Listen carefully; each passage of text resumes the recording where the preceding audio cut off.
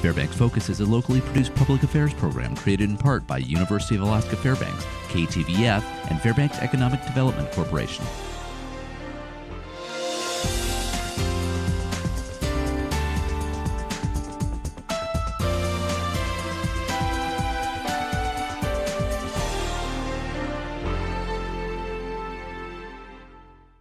Hello there, and thank you for joining us. I'm Samantha Larson with the Fairbanks Focus, Alaska View. Today I have the pleasure of sitting down with Dr. Stephen Seefelt, the Cooperative Extension Service. How are you doing today, Doctor? Oh, pretty good. Just recovering from a little bit of a cold. So there's something going around, I think. Yeah. Oh, I'm sorry to hear that, but thank you for joining us. We really appreciate it. You're welcome. You're welcome. So tell me what it is that you do with the Cooperative Extension Service. With the Cooperative Extension Service, I'm the agent for the Tanana District, which covers most of the interior of Alaska. And I focus on agriculture and horticulture. And my job as an extension agent is to take information that people are studying in the university and then passing it on to other people that can actually use it out in the real world. And also working with people, farmers, in the Tanana district and finding out what their problems are, and then going back to the university and saying, you know, these kinds of research projects need to be done to answer questions people are having. So that's in a nutshell what the Cooperative Extension Service is all about. Interesting. So when you take those issues that local farmers are having to the university, does that typically, do they find so tongue-tied, a resolution to the problem? Do they do experiments or research on it? One would hope, and the university is fairly responsive. You know, if a bunch of growers are having an issue with an insect, there's a person I can go to, actually several, and I'll say, look, you know, we've got to find a solution for that. And, you know, and they can look and see if somebody in Yukon or British Columbia or whatever has already solved that. They can call their friends, and we can come up with some sort of solution, hopefully. At the end of the day, if nobody's done the work, then that gives them what they need to know to actually do the work. Because you don't want to start doing work on something that someone's already done. You're wasting everybody's time and money. So, but yeah, having that communication back and forth, that's sort of what goes on. And we do have some really good research projects going on right now that farmers here wanted to have these questions asked about fertility, and so that work's going on now. Do you think that having UAF and those research programs really benefits these farmers? Do you think that it kind of gives them a leg up? It's so hard to say, because from day to day you would think, no, the scientists aren't helping me at all. But to run a research project from start to finish, you know, it takes 4 or 5 years. Right. And sometimes, yes, you find out something that, you know, makes a huge difference and can change agriculture. Sometimes you find out that the differences are very small, but sometimes they're important. So once science gets involved, there's a level of patience. Because you can't just turn right around in a couple of weeks and go, oh, here you are. See, I couldn't be a farmer. I'm too impatient. But it still has to be, I would think, you know, very beneficial for these farmers to have this at their disposal and to have this, you know, tool right around the corner in their own town to kind of help them. And I agree. And for the last 25 years, I've actually been one of those scientists. Now, I've been an extension agent for almost a year now, and so I've moved over. And as a scientist, I was always so frustrated because I wasn't actually permitted to talk much with the farmers, because I work for the government and they don't let you do that. So it's a new role for me, and it's an exciting one. And I'm actually finally being able to do something I've always wanted to do, which is spread the information that I've got to people that hopefully can use it. And when you get to see, you know, more than just one side of the operation too. Sure. So, sure. If you will, tell me a little bit about the CSA Share program.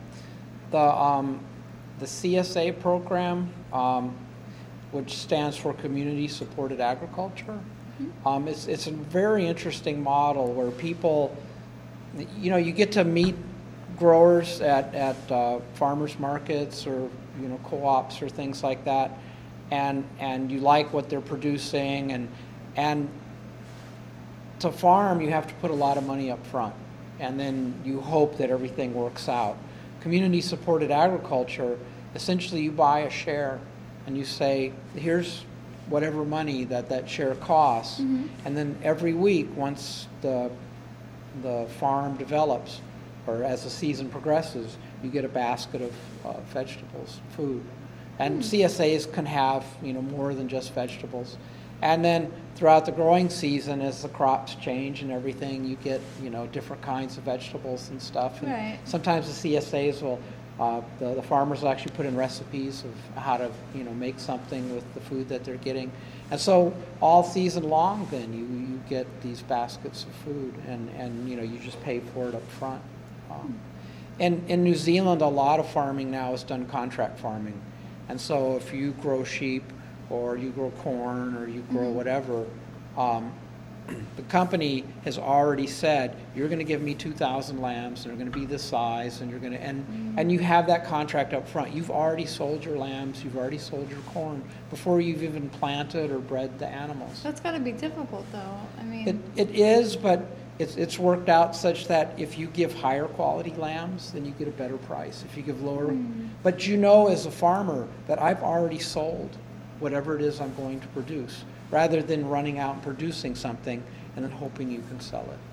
well, but I would think at the same time, I would prefer to do the CSA program, because if, you know, I say if I already sell 2,000, you know, sheep, if you will, if something happens and then I can't produce that number, you know, then what happens? I mean, yeah, if you're a farmer and something happens, a hailstorm or a fire, or, you know, I mean, you just, you know, that's terrible. Right. And, you know, and there's crop insurance to help protect those kinds of things that you can get through the federal government.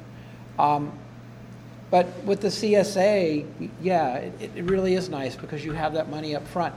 And the person buying into the CSA understands that, yeah, we might have root maggots and it's going to mess up our onions. And so, yeah, you're not going to get very good onions this year. But it's a risk you take, and you're investing in that farm. So. It just seems a little bit, to me, more beneficial to be invested with the community, if you will, rather than a big corporation or something to be tied to. I mean, you could go to the community and say, this is what happened, you know, and I feel like they would be a little bit more understanding than, than say, a big corporation. Yeah. And it's so nice to know who it is that's growing your food. And how they grow it, and you know, and you get to visit the farm to pick up your share, you know, and yeah, to me, and in fact, it's something I've always wanted to do, is get a share in a farm, but because I have a really large garden of my own, I'm already growing more than I can eat, so I don't do that. But it's something. Well, if you need a hand, I'd be more than happy to come by. But I think that's great. I think it's, you know, a really good thing to be able to go somewhere in your own town locally, to see where your food comes from, to even, you know, I know that some of the farms give you the option to pick your own. Yeah, there are those your own food. So I'm always wondering in the grocery store, I'm like, where did this come from? You know, I'm always interested. So, but do you think that the CSA Share program is beneficial to both the farmer and the community? I mean... Oh, absolutely. You know, let's say I have $100 to spend, and I go to a store that has its headquarters in New York City or something, and I buy it, and you know, all that money is going to somebody in China who made that product that, you know, it just goes away. If I do something like a CSA here and I say, well, here's my $100, I know that it's going to this farmer, and that farmer's using that money for the employees that work on the farm, who are people that live here in Fairbanks and work.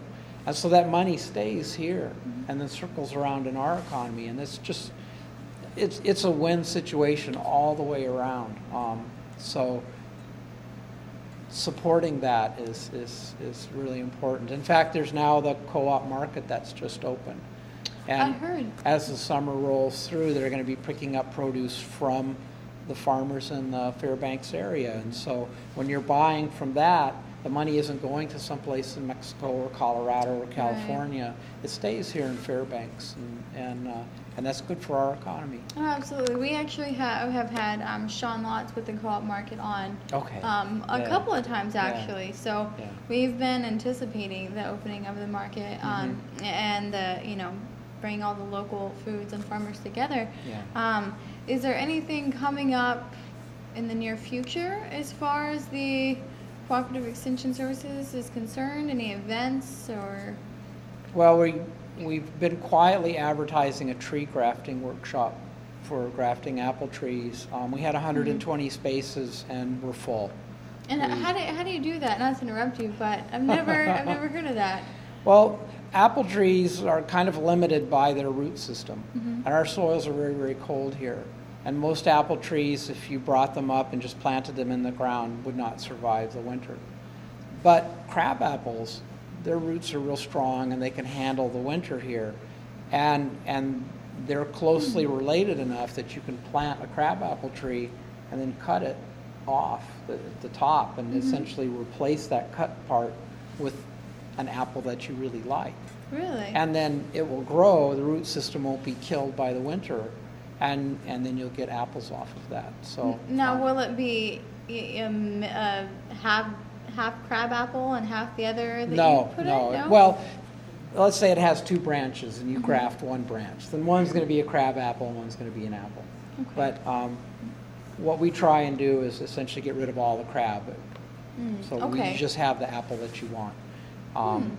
And you can get real fancy with your grafting, but basically that's what we're doing. We have some rootstocks now that have come in. Steve Masterman is the orchardist that's going to be in charge of this, and we're going to show people how to do the grafting. But those classes are all full up. This coming winter we'll have Master Gardener classes coming on, and there's going to be a series of meetings next winter, for people who work in the nurseries and people who are interested in greenhouse production, peony growers. We have a sustainable agriculture conference. So there's a lot of things that the Cooperative Extension Service helps organize and set up. So that's quite, I didn't realize there was that much going on and all that much offered on campus. And the tree grafting, that's going on campus property? Or? It will actually be at the Tanana District Office. So my office is located on 27th off of South Cushman, and it's in the food bank building upstairs. So, and our phone number there is 474-2450. The Cooperative Extension Service has a web page at the University of Alaska Fairbanks site. You can find it, and all that stuff is there. And also for community-supported agriculture, the Division of Agriculture every couple years puts out an agriculture source book. And if you go on the web and go to the Alaska Division of Agriculture, you can find this agriculture source book, and they update it as farmers sign up. And it lets you know where all the farmers are in Alaska, what kind of crops they grow, if they have CSAs, if they accept the WIC program. And the U-Pick also, it lets you know if you can, certain farms you can go on and pick your own fruit and vegetables. Yeah, and it's got all the contact information on how to get to the farms and stuff. It's a really valuable resource. It's got a lot of information, a lot of local farmers if you're interested, if you want, vegetables or poultry or honey or all of those things at one farm. So it's got, if you're interested, it's coming up this season for this, June through September, is that correct?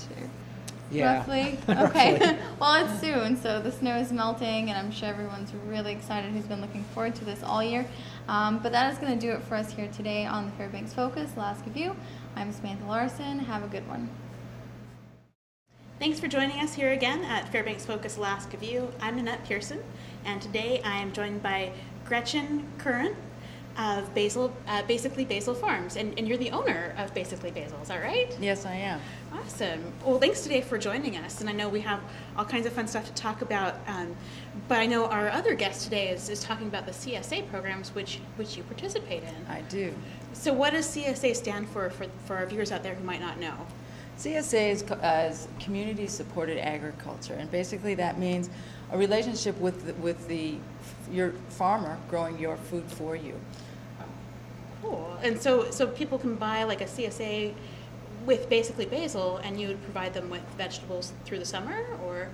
Yeah, the way it works is right now people are signing up for their CSA shares, and they will get a share for 14 to 15 weeks throughout the summer, starting about mid-June through the middle of September. In the beginning of the season, it will start out having, salad, onions, and as the season progresses, just like any garden, you will have more things added to it, like broccoli, cauliflower, potatoes, celery, onions.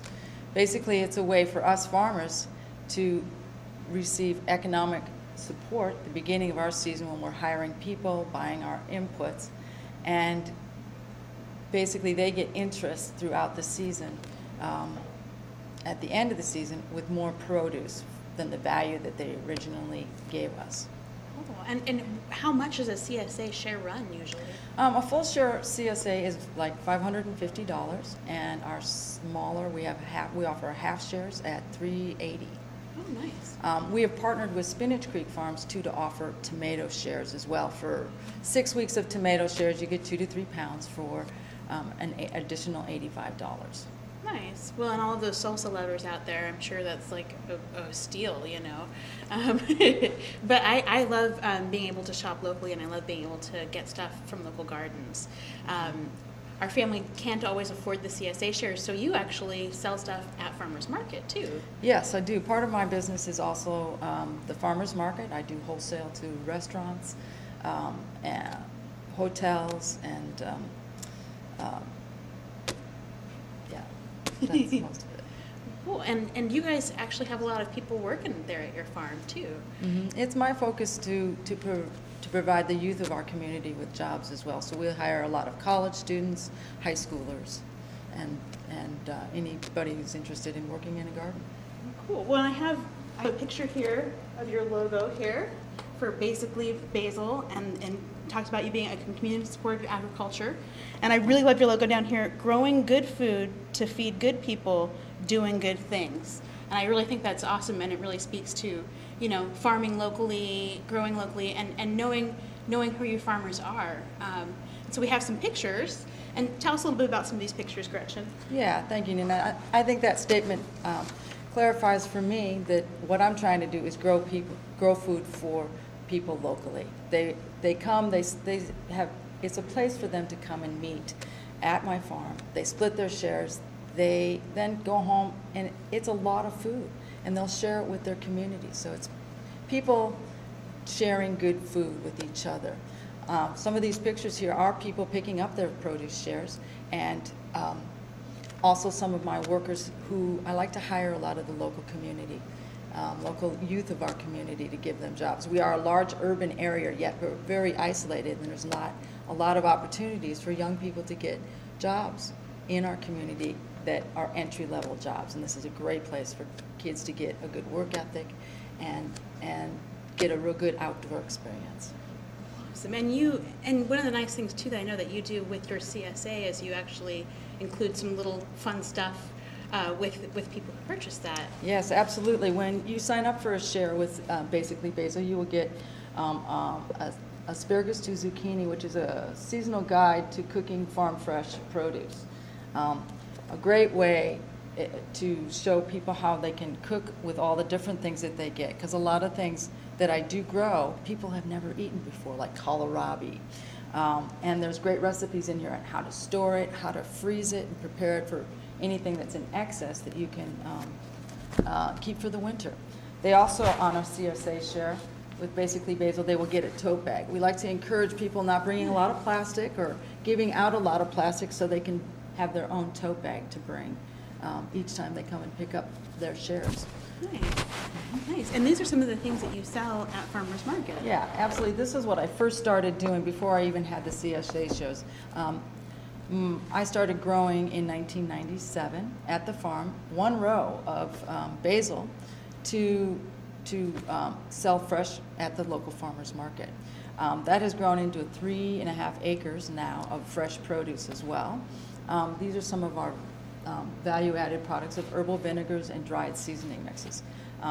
They will receive samples of this as well as my CSA show. Very nice. And you were saying that you started in 1990, is that right? 97. 97, okay. Yes. And with just one row of raspberries and Basil. one row of basil, and but it used to be raspberries, is that right? Yeah, the farm, I leased the farm at Pearl Creek Farm, and they still do have a pick your own raspberries, so people can come out in August and pick raspberries there as well. But it's a 5-acre plot, and I have gone from one row in 300-foot row to now farming 3.5 acres there. Well, and that takes a lot more work and a lot more people, I'm sure. Absolutely. And it's great to see you at Farmers Market every year. And I love all of the value-added products that you always have out. And I know I've sent some of these to my mom before in the past, and she loves them too. So it's pretty cool. How would people get a hold of you if they're interested in getting a CSA from your garden? If people are interested, they can give me a call at 479-2089 or online at basil at mosquitonet.com. That's BASIL at mosquitonet.com. BASIL at mosquitonet.com. Okay, awesome. And tell us a little bit more about your garden. What else can you tell us about what you're planning on growing this season? Well, this season we got a full line of all kinds of, starting with fresh. In the beginning of the season, this is what a CSA will be: salad mix, arugula, spinach, onions, heads of lettuce. And as we progress throughout the season, we try to add a new thing each week, whatever's coming on: kales, collards, beets, potatoes, carrots, onions, leeks, beans, peas, Swiss chard. Oh, wow. We are a little different from other CSAs in that we do offer a lot of culinary herbs. That's one of my focuses. We have grown 12 different kinds of basils. We have dill, cilantro, parsleys, savory, oregano, thyme, lemon basil, or lemon thyme. Well, I know a lot of my friends out there, I know a lot of you are watching, and we have issues getting good, fresh cilantro. So there is nothing the same as good, fresh cilantro, and nothing replaces it herb-wise. So to know that you have it available is wonderful. And you said that you actually sell a lot of stuff to local restaurants and businesses here in town. Who do you work with? Oh, we work with lots of different people, like Princess Hotels,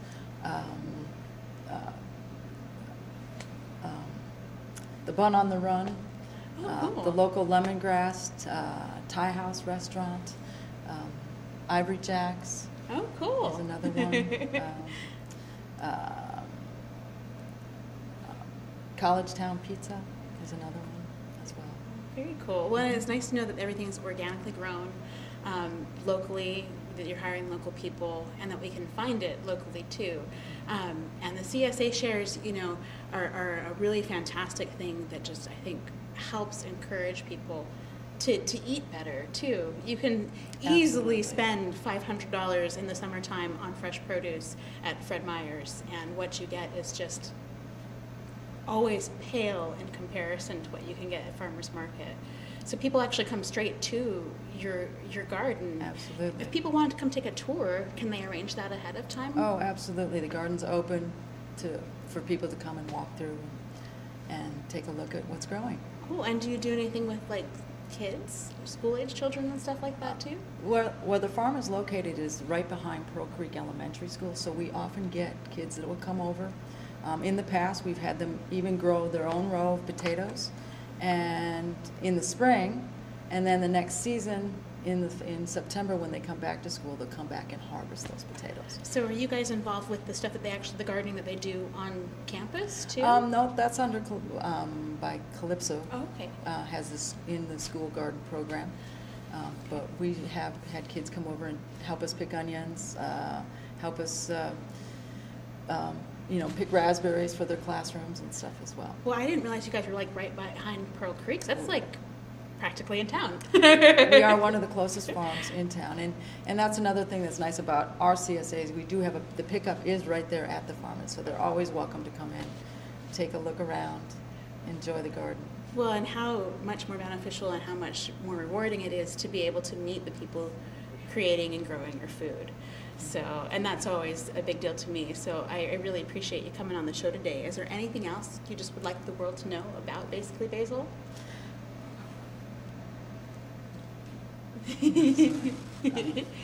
Or anything that you'd like to tell people if there's one thing that you could share about your experience being a gardener that you enjoy? Oh, it's just the opportunity to eat really, really fresh produce. I think that when I see people coming in and getting really excited about what they're picking up in that day, we try to surprise them, and it's well worth that. Just to see people's excitement over Absolutely. over good food, and that's like Yeah. I said, I really like your logo. Good food for good people doing good things. Yeah. So that's just awesome. Well, that's going to do it for us today. Thanks again for coming on, Gretchen. I really Thank you, appreciate Nanette. it. And join us again next week here at Fairbanks Focus Alaska View. I'm Nanette Pearson.